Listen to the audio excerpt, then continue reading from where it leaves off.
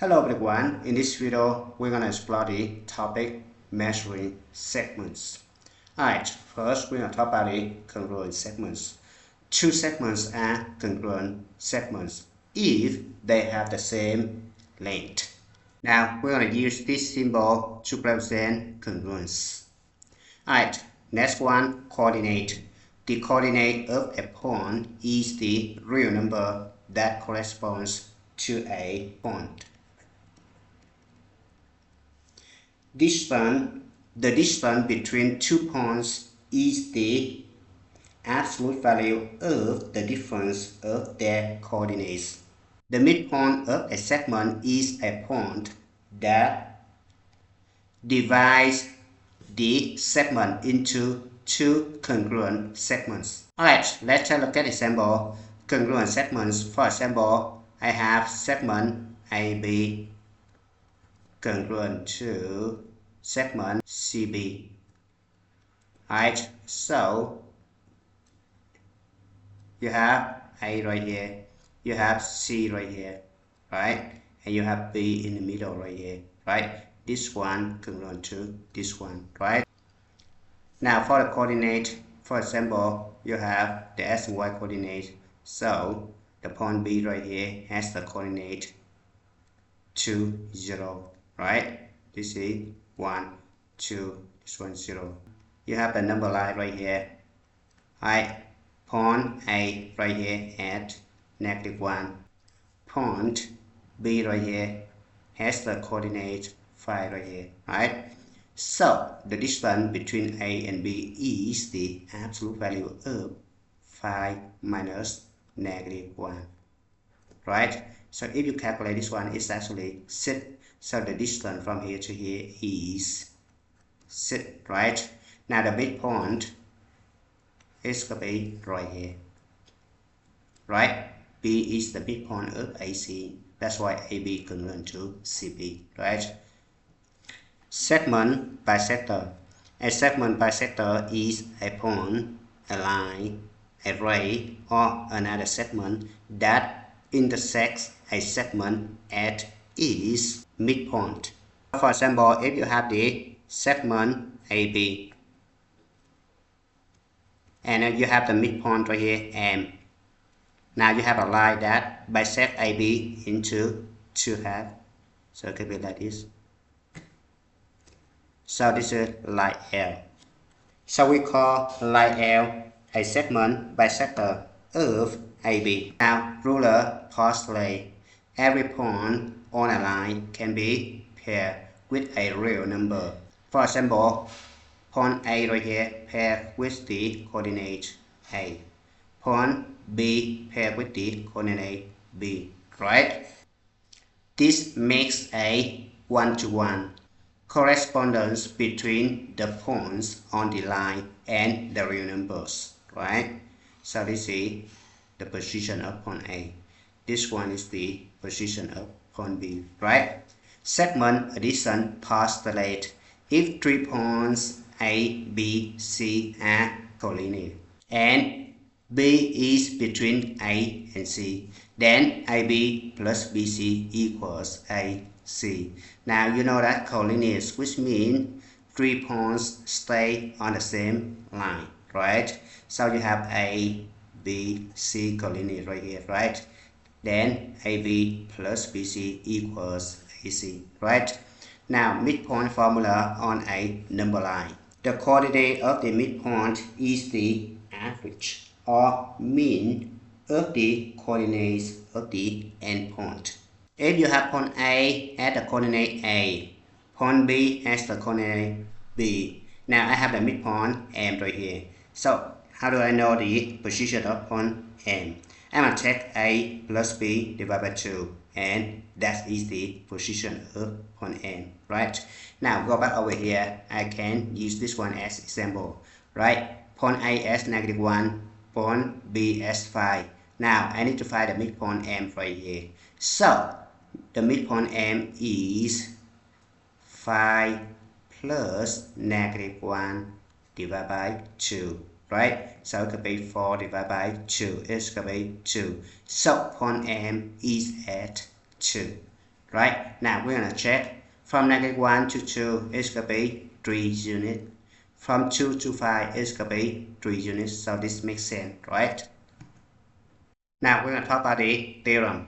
A theorem is a statement that has been proven to be true using definitions, postulates, or axioms, and previously proven theorems.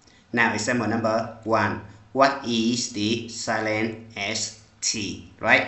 S right here, -4.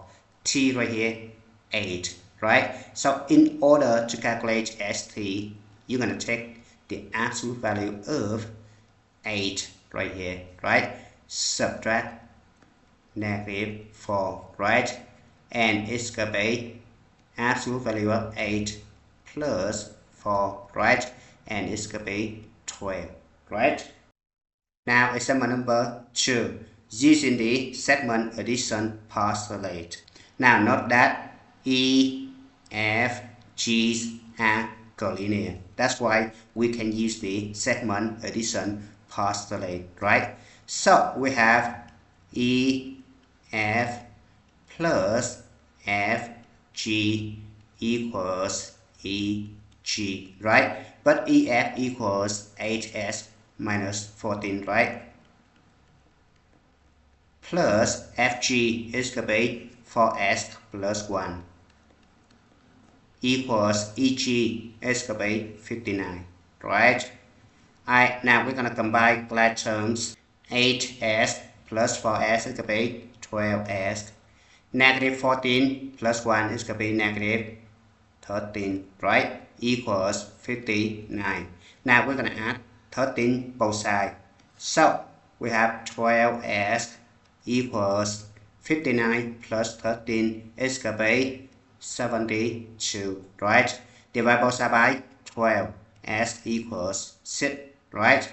Now we substitute 6 for S back to this guy right here and this guy right here to find EF and FG, right? So EF equals 8 times 6 minus 14, right? It's gonna be 48 minus 14, right?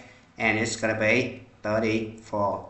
Now FG equals 4 times 6 plus 1. It's gonna be 25, right?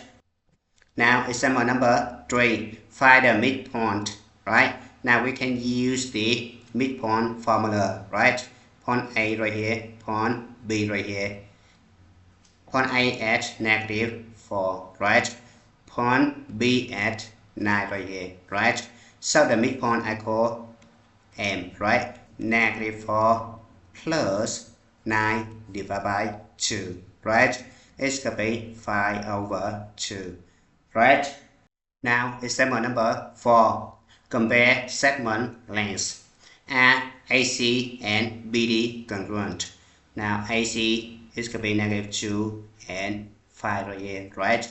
So AC equals absolute value of 5 minus -2, right? So it's gonna be absolute value of 7 and it's gonna be 7. Now BD equals absolute value of B right here is gonna be 3 and D is gonna be 10. So it's gonna be 3 minus 10, right? And it's gonna be absolute value of -7, right? And it's gonna be 7, right? So AC congruent to BD, right? Because they both equal 7, right? Now let's move on to example number 5.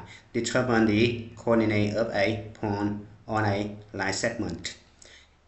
In AB, point C is 2/3 the distance from point A to point B.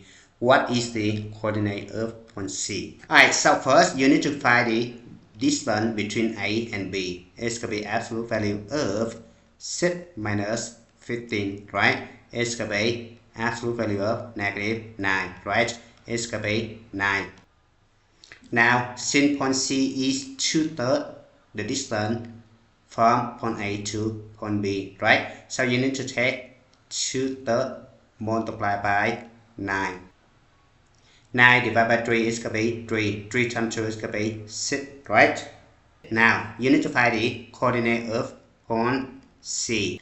You need to add 6 right here and initial coordinate right here. So it's going to be 6 plus 6 is going to be 12. This one is the position of point C. It's going to be 12. The reason why you add 6 and 6 because the initial coordinate right here is less than the ending coordinate right here.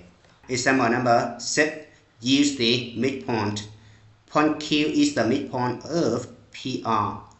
What are PQ, QR, and PR? Since point Q is the midpoint of PR, we're going to use the midpoint formula, which means PQ equals QR, but PQ equals 6s minus 7, and QR equals 5s plus 1, right? Subtract 5s both sides, so we have 6s subtract 5s equals 1. Add 7 both sides. 6s minus 5s is going to be s equals 8, right? So we substitute 8 for s back to this one right here, right? So we have p cubed equals 6 times 8 minus 7, right?